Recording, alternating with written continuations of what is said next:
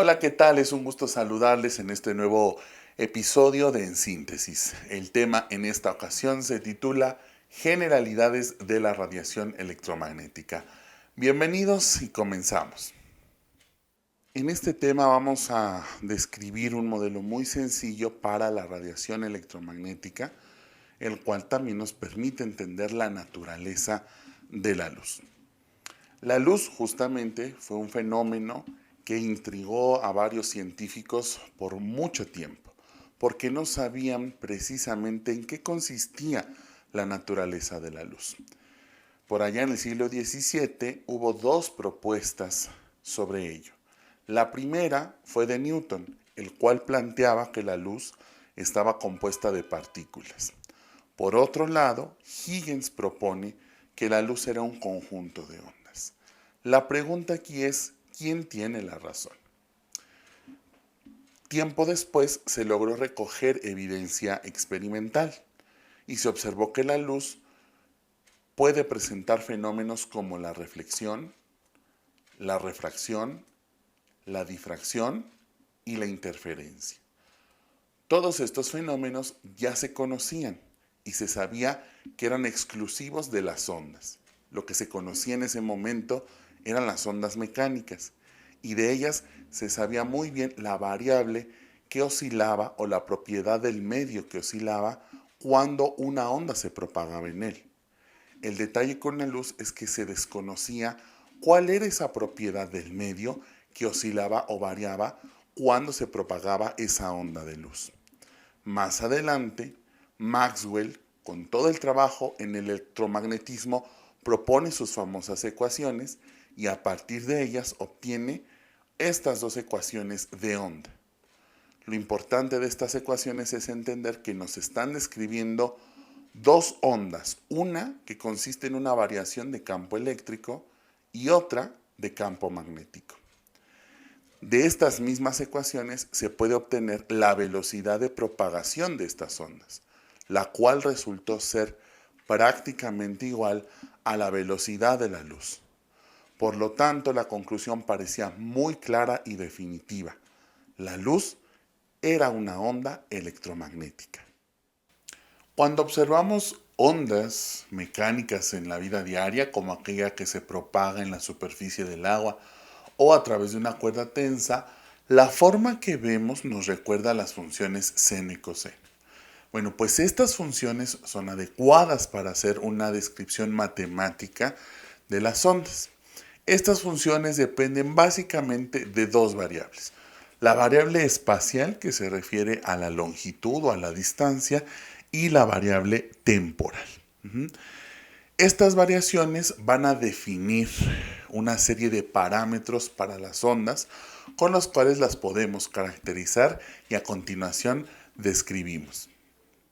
Vamos a retomar las ondas en una dimensión dada la simplicidad para su tratamiento y vamos a comenzar con la dependencia espacial. En este gráfico vemos una onda que se presenta en función de la posición x.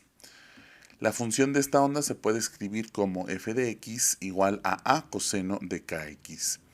Podemos observar un primer parámetro que es a, que se llama amplitud, e indica la máxima altura que alcanza la onda. Estos puntos donde se alcanza el máximo valor de la función se llaman crestas. Entonces el valor que alcance esta cresta va a estar relacionado directamente con la amplitud. En el argumento observamos el término K, que se llama número de onda angular. Este expresa la cantidad de ondas que se completan en un metro, pero las expresa en radianes. Aquí hay que recordar que una onda equivale a dar una vuelta en una circunferencia o completar un ciclo. Y por lo tanto, recordamos la equivalencia, una onda equivale a 2 pi radianes. En el gráfico vemos también el término lambda, que se llama longitud de onda, y expresa la distancia en la que se completa una onda. Esta distancia se puede determinar midiendo la diferencia que hay entre dos crestas consecutivas. Finalmente, hay un tercer parámetro espacial que es el número de onda. Y este expresa la cantidad de ondas tal cual, en ondas, que se completan en un metro. Observando con detalle las definiciones de estos tres parámetros espaciales, podemos obtener un par de ecuaciones que los relacionan entre sí. Observamos que el número de onda es el inverso de la longitud de onda y que para obtener el número de onda angular basta con multiplicar el número de onda por este factor de 2pi. Seguimos trabajando con esta onda y con las ecuaciones que acabamos de mostrar. Del gráfico directamente podemos obtener la longitud de onda y observamos que es de 8 metros para este ejemplo. Es la distancia que hay entre estas dos crestas. Con esta ecuación podemos calcular el número de onda, simplemente calculando el inverso de la longitud. Y el resultado nos daría un octavo, o lo que es lo mismo, 0.125 metro a la menos 1. Estas son las unidades de medida para el número de onda. Para calcular el número de onda angular basta con multiplicar esta cantidad por el factor de 2pi. Y nos quedaría pi cuartos o 0.25 pi radian sobre metro. Y si multiplicamos por el valor aproximado de pi, resulta ser 0.785 radian sobre metro.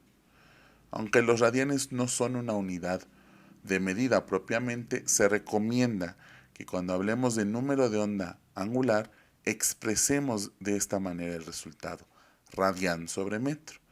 Y así estaremos seguros que nos estamos refiriendo al número de onda angular. Ahora pasemos a observar la dependencia temporal. Nuevamente presentamos una onda, pero ahora que depende del tiempo. La función de onda es muy similar. Ahora la podemos escribir como f de t igual a coseno de omega t. Nuevamente observamos el término de la amplitud que tiene la misma definición y significado que el que hemos mencionado anteriormente. En el argumento del coseno ahora se observa este término, omega, que es la frecuencia angular. De manera análoga al número de onda angular, este término representa la cantidad de ondas en radianes que se completan en un segundo. Directamente del gráfico podemos observar un segundo parámetro temporal que es el periodo. Este es el tiempo en que se completa una onda. Y de manera análoga a la longitud de onda lo podemos determinar midiendo la diferencia de tiempos, en este caso, que hay entre dos crestas consecutivas. También hay un tercer parámetro que es la frecuencia y expresa la cantidad de ondas que se completan en un segundo. Las expresiones o ecuaciones que obtuvimos antes para los parámetros espaciales se pueden retomar y aplicar en este caso. Ahora observamos que la frecuencia y el periodo son parámetros que son inversos entre sí y que la frecuencia angular se obtiene al multiplicar la frecuencia por el factor de 2pi. Ahora trabajando con esta misma onda y las ecuaciones que ya hemos mostrado, podemos determinar los parámetros espaciales, los parámetros temporales de esta onda. Observamos que el periodo es de 6 segundos. Esta primer cresta se ubica a los 12 segundos y la cresta consecutiva siguiente a los 18. La diferencia es este tiempo de 6 segundos que corresponde al periodo. Al calcular el inverso, obtenemos la frecuencia, que quiere decir que un sexto o 0.166 segundo a la menos 1 es el valor de la frecuencia. La unidad de medida, segundo a la menos 1, también puede expresarse como hertz. Finalmente podemos calcular la frecuencia angular multiplicando la frecuencia ya obtenida por 2pi. Esto nos da un resultado de pi tercios o 0.33 pi radianes sobre segundo, y al multiplicar por pi nos daría 1.047 radianes sobre segundo. Hemos visto hasta ahora la dependencia por separado de una función de onda tanto de las variables espaciales como de las variables temporales. Sin embargo, una onda depende de estas dos variables simultáneamente. ¿Cómo podríamos representar esta variación en una sola expresión o en una sola función? Una forma de expresarlo es mediante una función en donde en el argumento del coseno o del seno estén las dos dependencias involucradas. Por ejemplo, podemos poner esta función de onda como y igual a coseno de kx menos omega t. De esta manera estamos observando las dos variables involucradas en esta función. Esta función en particular se conoce como una función de una onda viajera. ¿Por qué? En primera instancia vemos que es una onda que está descrita en función del espacio. Sin embargo, se le está restando un término que depende del tiempo. A medida que el tiempo vaya aumentando, esta cantidad que se le está restando a esta primer parte del argumento, pues va a ser cada vez mayor. Conocemos de la descripción de cálculo, por ejemplo, al estudiar funciones, que cuando vamos restando una cantidad al argumento, el gráfico se desplaza hacia la derecha en el gráfico o hacia los valores positivos. Es decir, nos está describiendo una onda que se está moviendo o que se está desplazando. De ahí el nombre de que sea una función para una onda viajera. Ahora bien, hemos también conocido ya los parámetros espaciales, el número de onda angular, número de onda y longitud de onda. Y también conocemos los parámetros temporales, periodo, frecuencia y frecuencia angular. Si por ejemplo damos el dato de una frecuencia, fácilmente se puede calcular la frecuencia angular y el periodo. Y lo mismo puede pasar con los parámetros espaciales. Sin embargo, para una onda viajera, si diéramos, por ejemplo, el valor de la longitud de onda y quisiéramos conocer el periodo, necesitamos un dato o una información adicional. Este dato tiene que relacionar tanto las variables espaciales como las temporales. El dato que nos hace falta es la velocidad. La velocidad es un parámetro que nos permite hacer esta relación entre el espacio y el tiempo. De manera muy sencilla, como nos enseñaban allá en la secundaria, podríamos pensar que la velocidad es el cociente de una distancia entre el tiempo en que se recorre. Sabemos que esta definición es en un caso muy particular, pero ahora nos va a servir. Si pensamos en la velocidad entonces como velocidad sobre tiempo, pensemos, ¿cuál de estos parámetros de las ondas mide o me puede decir la distancia que recorre la longitud de onda? Y esto lo voy a dividir entre el tiempo. ¿Cuál de estos parámetros me indica el tiempo en que se completa una onda? El periodo. Y de esta manera muy simple puedo obtener una expresión muy valiosa. La velocidad relaciona ya el parámetro de la longitud de onda y del periodo. Y con esto ya puedo, a partir de una variable espacial, conociendo la velocidad de la onda, obtener un parámetro temporal y viceversa. Esta es una expresión muy usada, conocida, y también hay una segunda. La velocidad es igual a la longitud de onda, y conocemos que el inverso del periodo es igual a la frecuencia, entonces quedaría esta expresión. La velocidad es igual a la longitud de onda por la frecuencia. En el caso que estamos trabajando, que son ondas electromagnéticas para modelar la luz, hay un hecho muy importante.